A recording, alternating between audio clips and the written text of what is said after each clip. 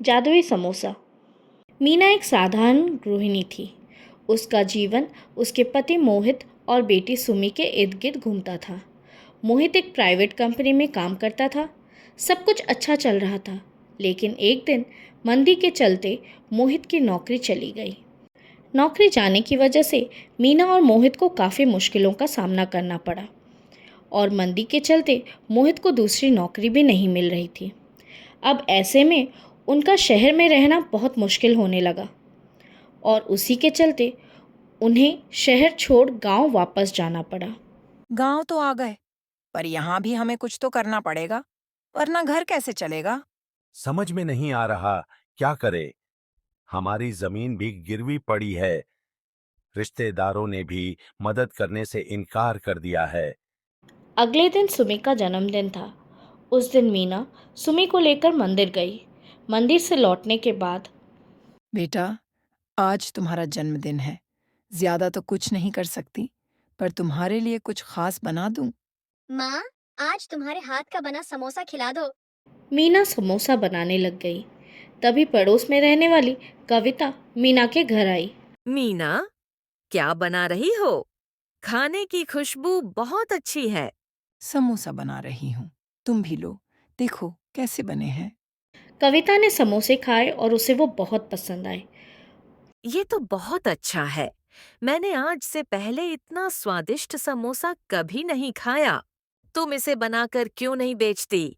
यकीन मानो लोग इसे खाने के लिए जरूर आएंगे और इससे तुम्हारे पैसों की परेशानी भी दूर हो जाएगी।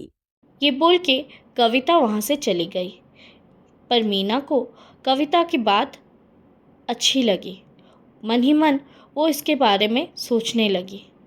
उसने ये बात मोहित को बताया। एक कोशिश कर सकते हैं। वैसे भी अब हमारे पास बहुत कम पैसे बचे हैं। मीना और मोहित दोनों ने डरते डरते इस काम की शुरुआत की। अगले दिन आप जाके दुकान से सामान ले आइए।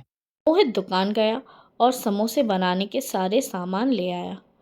मीरा घर में ही समोसे बनाने लगी और समोसे बना के बाजार गई और उसे बेचने लगी। शुरू शुरू में कोई नहीं आ रहा था मीना के पास। फिर एक बूढ़ा आदमी आया, और जैसे ही उसने समोसे खाए उसके चेहरे पे तो मानो एक खुशी सी छा गई। धीरे धीरे लोगों की भीड़ बढ़ने लगी, और पहले ही दिन मीना के सारे समोसे बिक गए। आज सारे समोसे बिक गए। ये तो बहुत अच्छा हुआ। आज जो भी कमाई हुई उससे मैं कल के लिए सामान ले आता हूँ, ताकि कल हम दोबारा समोसा बना सके।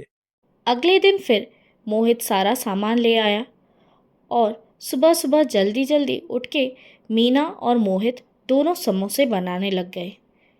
मोहित सारे समोसे लेके बाजार गया, और बहुत जल्दी सारे समोसे बिक गए।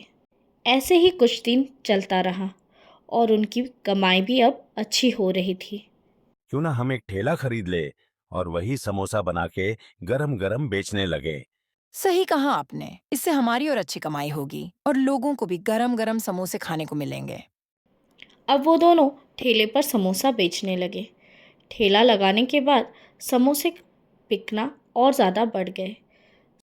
सबको समोसे का स्वाद बहुत पसंद आता था। पूरे गांव में मीना के समोसे मशहूर हो गए थे, और सब उसे जादुई समोसा कहते, मानो जैसे उसे खाकर उन सबको एक अजीब सी खुशी मिलती। फिर एक दिन शहर से एक बहुत बड़ा बिजनेसमैन गांव आया था। सबसे उसने जादुई समोसे की बात सुनी, और वो भी मीना के ठेले के पास पहुंच गया। भैया, एक प्लेट समोसा दीजिए। ये लीजिए।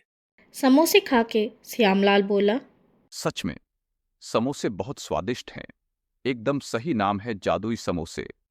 मैं शहर से आया हूँ। क्या तुम मेरी कंपनी में काम करना चाहोगे? तुम लोग चाहो तो वहां के केटरिंग का काम ले सकते हो। मोहित ये बात सुन बहुत खुश हो गया। बहुत जल्द मीना और मोहित शहर वापस चले गए, और ना सिर्फ मीना को वहाँ पे केटरिंग का काम मिल गया, बल्कि उसी कंपनी में मोहित को भी जॉब मिल गया। अब इन सब के बाद उनकी हालत और बेहतर हो गई।